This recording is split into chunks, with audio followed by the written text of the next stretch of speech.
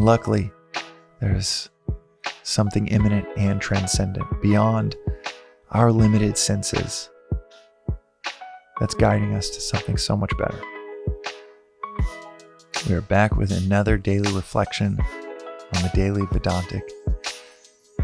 And I have been reflecting the last day or so on the finitude of our senses, just how finite our ability to sense the world around us is. I will often mention that the intellect is the capacity to see the end in the beginning.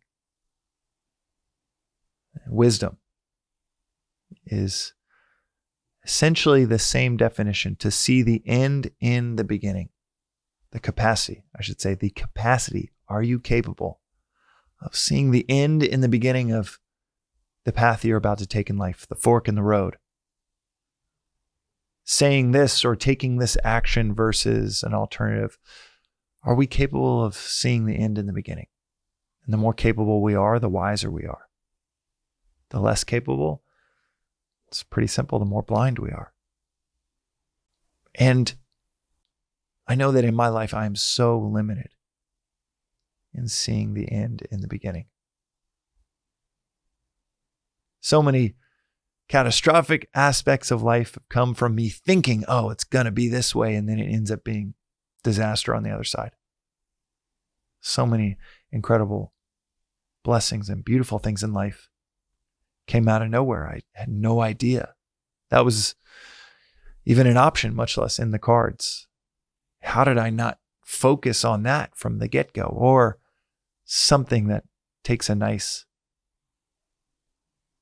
curveball right in between, where it starts, and I mentioned this maybe 2 or 3 days ago, starts with something I would have never designed and then ends up being one of the most beautiful blessings of my life, of my wife and I's life, our family's life. And I would have done everything I could and tried to do everything I could in the moment to avoid it. That's how we are. The mind, like Alan Watts said, like the water in a glass that cannot reach beyond the level of its surface. The mind cannot comprehend the infinite. Water can't just creep up 10 feet from the level of its surface in a glass or in a pond. It can't climb beyond the level of its surface. In the same way, the mind just cannot grasp the infinite. And this episode is in that territory of if you give space to an infinite, a supreme, that is guiding all of this, all that we are perceiving. And that is an if that some just can't make in terms of a leap. But if you can, if you're one of the many that do, that just it feels rational that there is something divine going on that we're not always privy to in our human minds, that there is an infinite, a transcendent, as is described in Vedanta, both immanent and transcendent. It's there always and transcends any of the theirs we could point to. And in this immanent and transcendent infinitude, we, in contrast to this transcendent infinite, we are like bottom feeders, like little shrimp in the depths of the ocean, just crawling along the bottom, seeing inches around us, inches ahead, completely unaware, oblivious to the miles in either direction. And lately, it's been this reflection that every time I think, this would be amazing if this happened, I'm able to see an inch in front of me in the murky waters of a lack of a completely clear intellect, completely wise clarity and vision. In the absence of those, I see an inch ahead and I say, that would be awesome. And oftentimes that would be awesome doesn't happen. Fast forward a year, sometimes 2 years. I look back and I'm like, holy shit, that was amazing. I'm so glad that happened. This reflection on the fact that we are all in our limited minds, as we begin to cultivate the intellect, we don't have much of a capacity to see the end in the beginning. We see a bunch of beginnings. We don't know how they're going to play out. In fact, we choose the ones that even our friends and family would have been like, what are you doing? That is not going to end well. And yet, for so many reasons, we're blind. Blind to that ability to see. The reflection is almost, and this has been one just feeling like, I don't know, when we're younger, we think we know what's good for us. We think we know what we want to do. And a few of these things, if not a lot of them, blow up. You realize over and over again, like the episode we recorded recently on We Don't Know, or the episode a few months ago. The immense power in the phrase, I don't know. When we're younger, we're so caught up in I know. That I look back at the person, sometimes in the moment, look at the person that's thinking I know, and it's like, man, that person that says I know, that version of me that just knows it's so crystal clear that this would be better than that this preference is, it's well reasoned. And there is a growing part of me every day, every month. It's louder and louder and sees that person, that version that's so certain, but historically has been so wrong, as this bottom feeder that really wants this or that preference that's an inch in front of me that seems to be pleasurable, and choosing that over the island, the paradise that I can't see. Perfect example of this is in my 20s and running a company for 6 years. I thought I wanted to do that for 30 years. It was running me into the ground, quite literally to the ER, having my heart shocked back into rhythm. The idea of having kids would have been put off for 10, 15 years. Spiritual path, so secondary, tertiary to a financial or egoistic path. Couldn't sleep. Skinny as a rail. Barely ate. Needed 6 to 7 cups of coffee to get through the day. Just a fraction, a shade of myself today. And I thought that's what I wanted to do forever. I thought it was the worst thing in the world.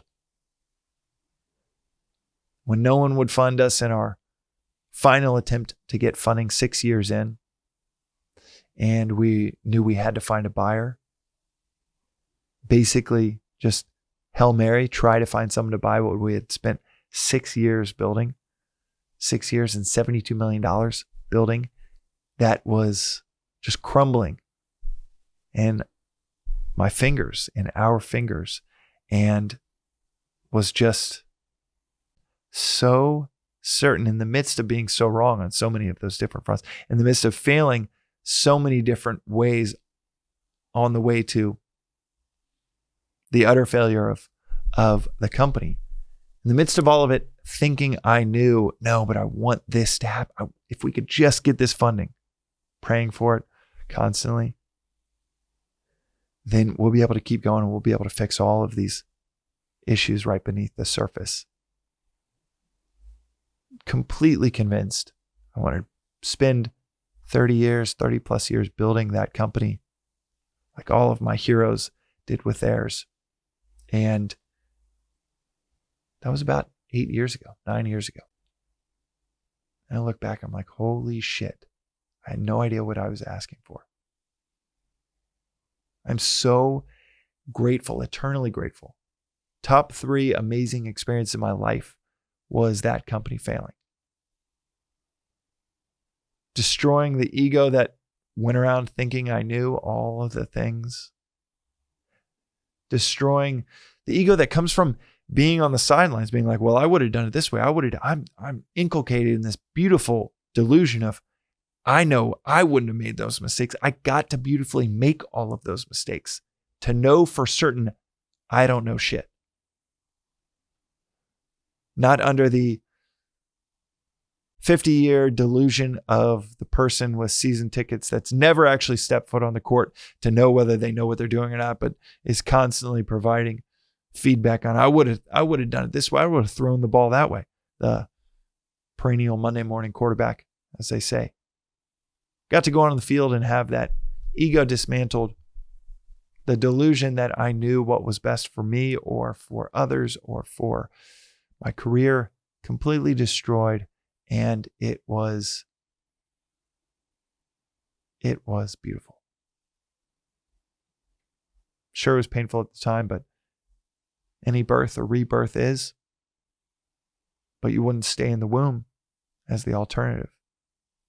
You'd never look at the pain and say, if that looks way too painful, so I'm just going to chill here in the comfort of this womb. And maybe, honestly, we would all choose that. Especially, little 9-month-old probably isn't making very wise decisions at that point. So honestly, we probably would all choose that, but thank God, nature, law, the divine, the universe,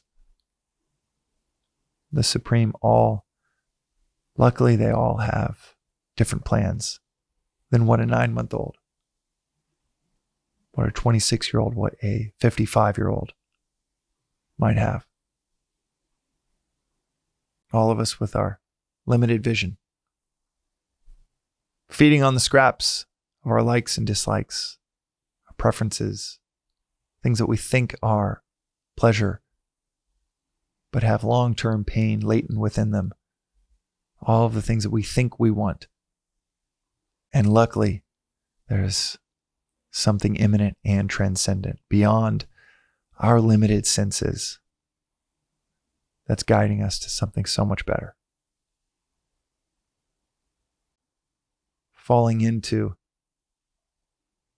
the humility of knowing we have no idea what we want or what's best for us. Me falling into this visual lately, just, dude, I'm a bottom feeder. Not the real me. But the James that has these preferences, that thinks, I know what's good for me, is seeing 1 inch ahead. Such a limited scope. And when that is embraced, then it's like, man, I don't know what I want. I don't know what's good for me. Let me just chill in first class. Let something else, something eternal, timeless, fly the plane. And in that example, who wouldn't want to be in first class with someone else flying the plane? There aren't many people that board the plane, falling into their first class seat, think to themselves, you know what? Actually, I want to be up there with all the knobs. Got to stay awake for 10 hours, get 300 people from here to there. You actually can fall into it. Recognize that I don't know how to fly this thing. Thank God. There's something else in control beyond just my preferences and likes and dislikes. Thank God there's something other than just my attachments, my aversions, that's guiding this.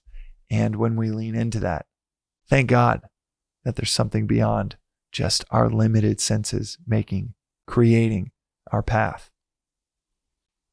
Then it not only allows us to not take anything for granted, to have gratitude for whatever is before us, but it really helps us stop all of the mental energy towards the scheming, the plotting, the logistics that need to happen in this way. I hope it all goes this way. Attachments to outcomes. It allows us to just let go and lean into the limited capacity to see the end in the beginning, the limited vision and clarity we so often have. And when we embrace that limited clarity, pause, question our own intentions or question our own preferences, that's the moment where we start to gain clarity, where we start to see the end in the beginning, and we start to get out of our own way. That is today's reflection on the Daily Vedantic. We'll see you next time.